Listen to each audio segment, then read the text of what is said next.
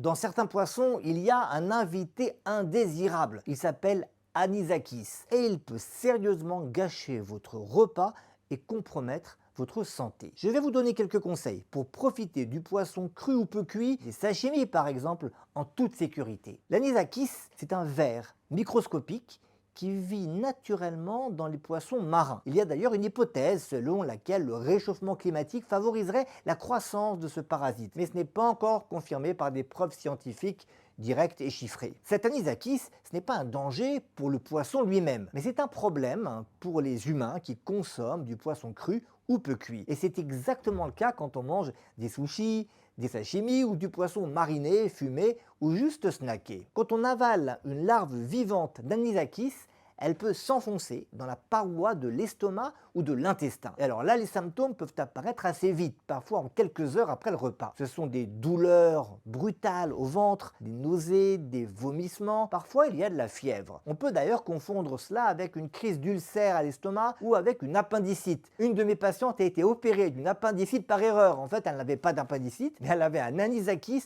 incrusté dans son intestin. Chez certaines personnes, l'anisakis peut provoquer une réaction allergique, comme quand on mange des arachides, avec des rougeurs, d'urticaire, un gonflement du visage, et au pire, ça peut aboutir à un choc anaphylactique. Et ça peut même arriver quand le parasite est mort. Alors cette infection liée à l'anisakis, heureusement, ça reste rare en Europe, mais les cas augmentent avec la popularité du poisson cru. Heureusement, on peut s'en protéger, et la meilleure arme, ce n'est pas de renoncer au sushi, mais de congeler intelligemment afin de détruire le parasite dans le poisson. La réglementation européenne d'ailleurs impose de congeler à -20 degrés pendant au moins 24 heures tout poisson destiné à être mangé cru. Alors il y a d'autres protocoles de congélation plus courts mais qui nécessitent de baisser la température plus bas, notamment à -35 degrés, et tout le monde n'a pas un congélateur aussi froid. Alors en pratique, voici mes conseils. 1. Si vous consommez du poisson cru chez vous,